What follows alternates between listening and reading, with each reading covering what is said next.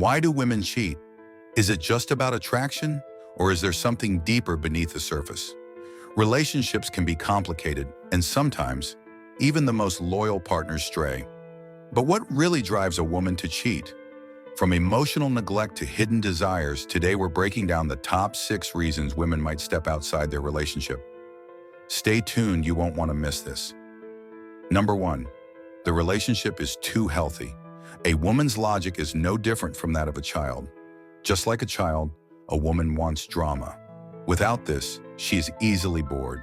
This is why, when you make her a priority, always make her happy, ignore misbehavior, don't make her feel a wide range of emotions. She will go out there to seek that which you do not give her, and this often leads to her riding another guy's cock. Also, women want drama. Never forget this. Drama is what their feminine nature craves badly. This is why women prefer bad guys over nice guys. This is why they watch movies which are full of drama. This also explains why a lot of women stay in abusive relationships. So if there is no drama, she will either create drama in the relationship or she will go out there to seek it. Number 2, the man isn't good in bed. It's a common myth that men have higher sex drives than women, but the truth might surprise you. Many women crave intimacy, passion, and excitement just as much, if not more. And when their needs aren't being met, especially in the bedroom, it can create a growing void in the relationship. Let's be real, sexual satisfaction matters. A woman who feels desired, fulfilled, and connected is far less likely to look elsewhere. But when she's left feeling ignored, bored, or emotionally disconnected during intimacy, that's when problems start to surface. If you're not satisfying her in bed, whether that means lack of effort, communication, or understanding her desires, the chances of her stepping out increase, sometimes more than you think. It's not just about physical pleasure, it's about feeling wanted, seen, and alive. So if you want to keep the connection strong, don't underestimate the power of satisfying, passionate intimacy. It could be the difference between a thriving relationship and one that slowly falls apart. Number 3, the man isn't improving himself. Hypergamy is real. It's not just a buzzword. It's a deeply ingrained instinct in many women to seek the highest value partner available. And while it might sound harsh, it's something every man needs to understand.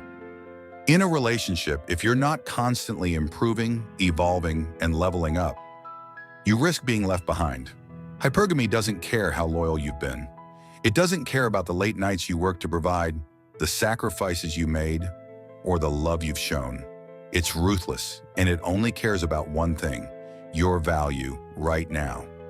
The moment you become stagnant, the moment you stop striving to be your best version, that's when the danger creeps in. Not because she's evil or heartless, but because her instincts are wired to seek strength, leadership, security, and status. It's not personal, it's primal.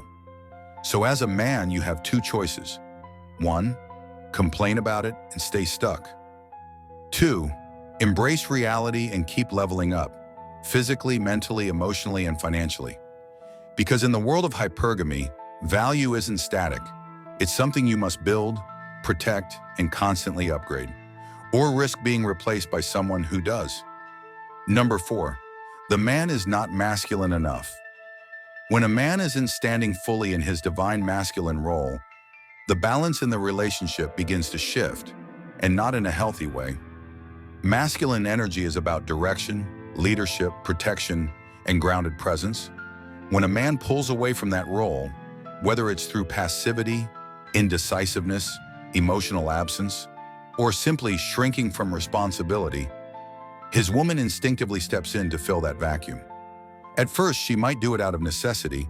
She may take charge, make decisions, carry the emotional and practical load. But over time, something deeper happens. She starts to resent him, not just for what he isn't doing, but for forcing her to operate in her masculine energy, when deep down, she yearns to rest in her feminine essence. A woman doesn't want to lead in her relationship. She wants to feel safe enough to surrender, but she can't do that if she feels like she's the one holding everything together. That quiet resentment grows, the polarity fades, the intimacy dims, And eventually she begins to long, not just for passion, but for relief. Relief from the weight she was never meant to carry alone. That's when she becomes vulnerable to another man's presence. A man who embodies his masculine essence, who moves with confidence, purpose, and strength. Not because she's looking to betray you, but because she's seeking balance, connection, and peace. This isn't about outdated gender roles. It's about energetic harmony. A woman in her feminine thrives when her man is anchored in his masculine. And when that alignment breaks, the relationship slowly erodes from the inside out. So if you want to protect your bond, your intimacy, and your woman's heart, step into your role fully. Lead with love, hold space with strength, and never forget, when the masculine leads, the feminine can finally rest. Number 5, she keeps male friends. If your woman insists on keeping male friends around, whether it's at work, the gym, or her social circle, understand this clearly.